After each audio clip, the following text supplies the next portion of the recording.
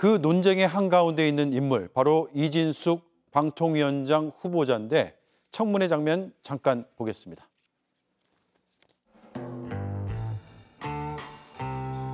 본부장 하실 때 호텔 결제만 5천만 원을 했어요. 주로 5성급 특급 호텔에서 대전 MBC 사장 시절에도 골프장에서 법인카드로 2천만 원이나 결제하고 그 CEO가 광고 유치를 하거나 협찬 유치를 하는 게 아주 거의 90% 이상이 바로 그런 업무입니다. 이렇게 영업 활동을 열심히 했기 때문에.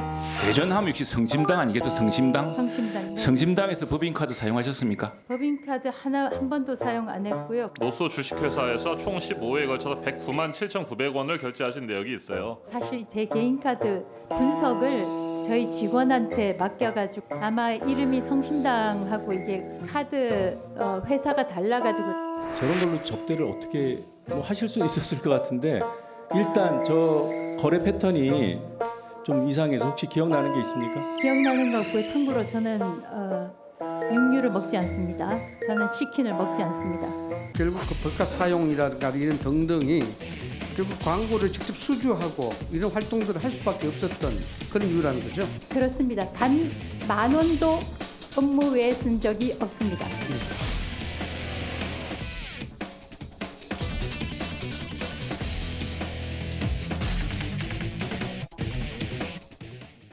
자, 네 분 말씀 한마디씩만 듣고 갈게요. 일단 김지현 의원님, 법인카드 안 썼다고 했는데 성심당에서 쓴 게 나왔거든요. 이게 국회 위증죄에 해당될 수 있나요?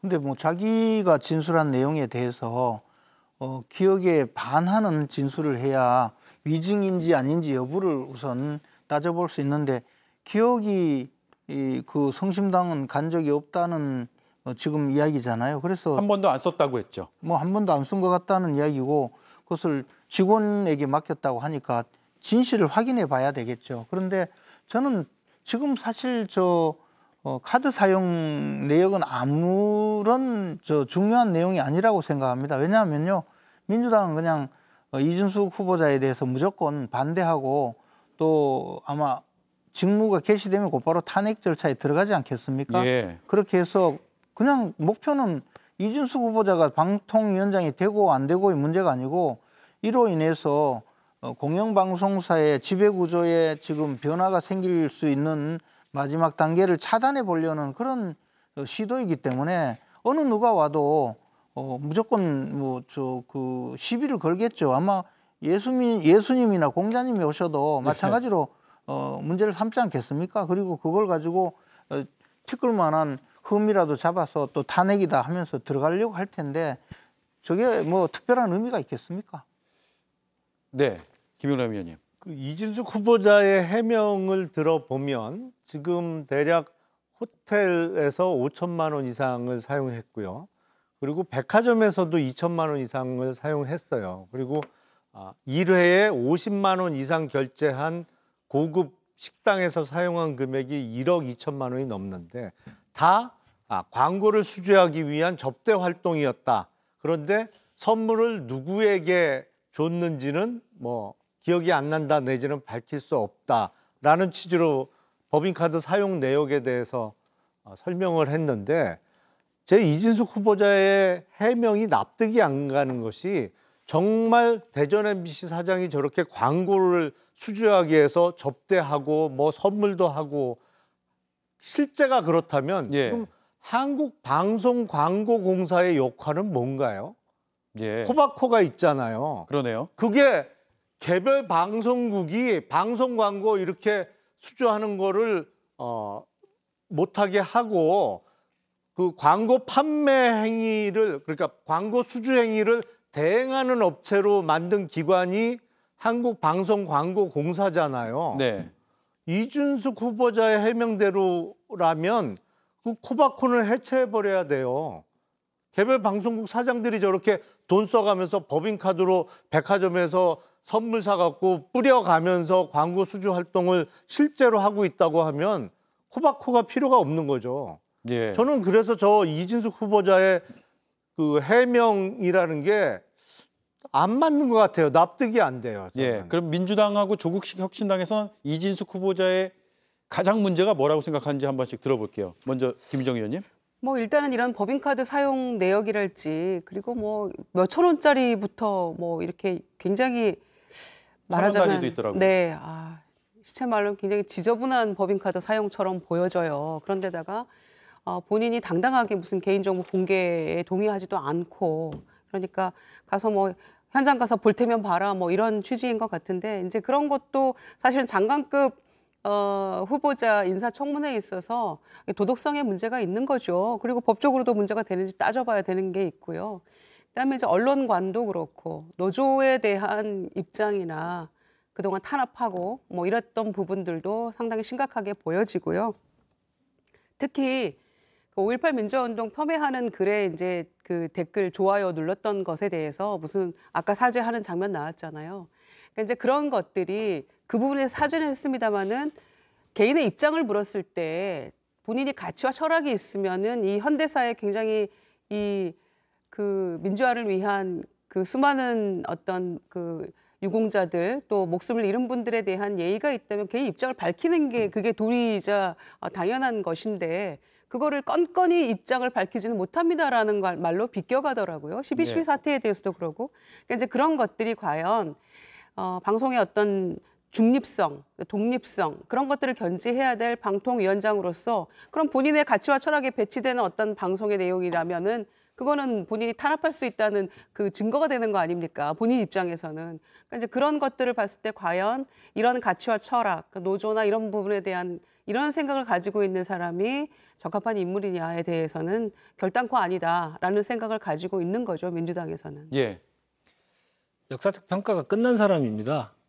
더 이상 공직을 맡지 않아야 될 사람을 대통령이 공영방송을 장악하기 위해서 지금 꺼내든 것이죠. 꺼내든 카드인데 지금 까보니까 심각하지 않습니까? 이렇게 정말 무책임하고 사실은 비겁한데요. 아니 법카 사용 내가 확인해봤는데 그게 안 나왔다. 미안하다. 이렇게 하면 되는데 또 아래 직원 탓을 하잖아요.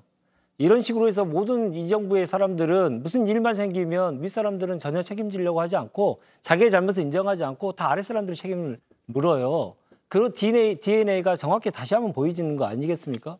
특히나 지금 방송 장악과 관련돼서는 많은 국민들께서 방통위가 저렇게 독임제의 방식으로 운영시키는 게 맞냐?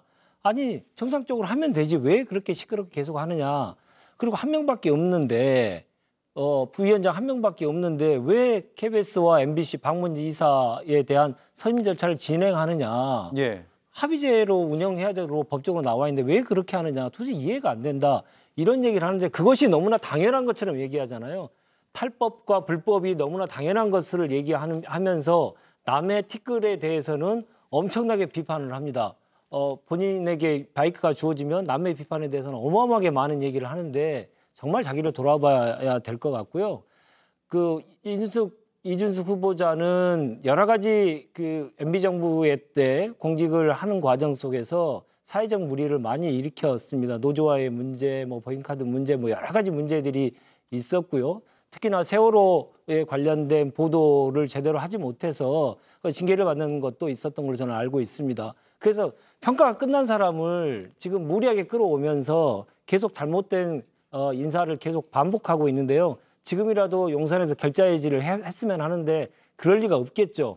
그럼 탄핵해야죠. 어떻게 하겠습니까? 저렇게 역사인식도 없고 그리고 법을 지키려고 하는 의지도 없고 국민에 대한 가장 기본적인 예의도 없고 손가락 운동 뭐 이런 말이나 하는 저런 공직자를 어떻게 계속 볼 수 있겠습니까? 그래서 저는 김재현 의원님께서는 탄핵 뭐 정해진 거 아닌가 뭐 그냥 무조건 하는 것처럼 보이는데 왜 탄핵이 필요한지 저 자리에 가서는 절대 안 되는 사람인지를 이번 청문회에서 이미 보여줬다고 저는 생각합니다. 네, 시간이 좀 넘치고 있는데 제가 세 분은 상황이 굉장히 심각하다고 보시는 거고요.